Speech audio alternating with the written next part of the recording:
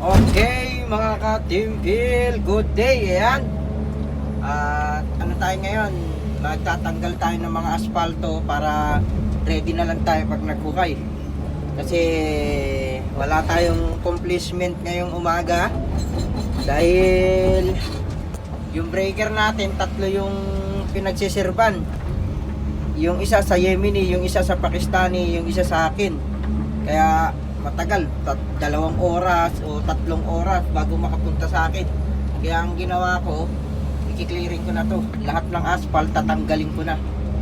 Para pagka trinabaho natin, dire-diretso, hindi na natin kailangan magtanggal-tanggal pa. Yan, para makita rin ng mga engineer na kahit pa paano may trinabaho tayo rito. Dahil buong araw tayong nanonood lang ng movie